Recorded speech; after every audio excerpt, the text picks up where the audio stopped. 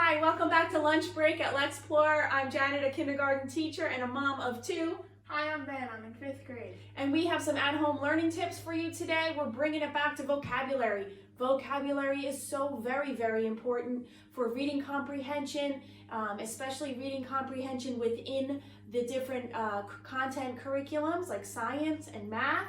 It's also super important for writing. Students can better express themselves when they have a more vast vocabulary.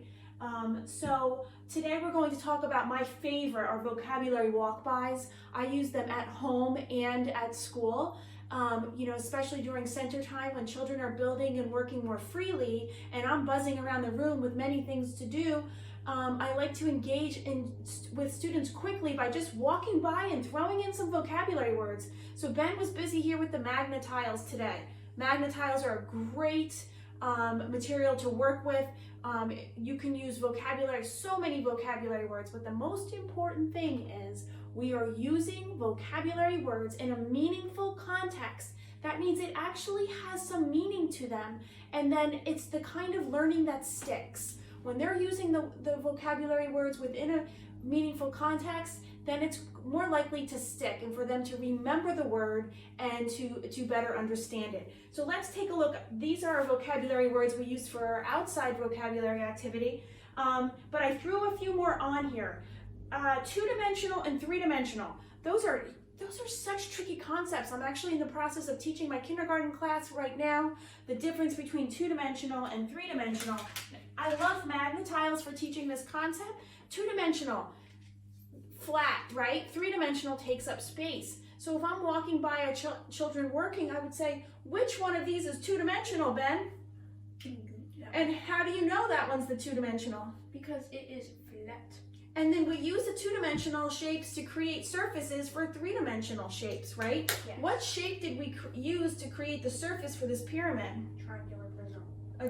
Triangle. A triangle, right? Okay, take a look over here. So now we are going to take a look at his tower that he built. I'm walking by. I might be carrying the laundry basket, and I would stop and say, hey, Ben, if symmetrical means the same on both sides, is your tower symmetrical?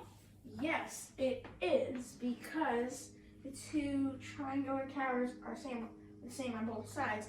Also, if you took a picture of it and took that picture and folded it in half, the two sides would line up perfectly. They would line up perfectly. So that is a great explanation on how you know that this tower is symmetrical. It's the same on both sides. So not only did I explain the definition of the word, then I provided my child the opportunity to use that word and create an explanation, right? So there are so many different perimeter, area, vertex, measurement, length, capacity, compare, contrast. There's so many different words you can use.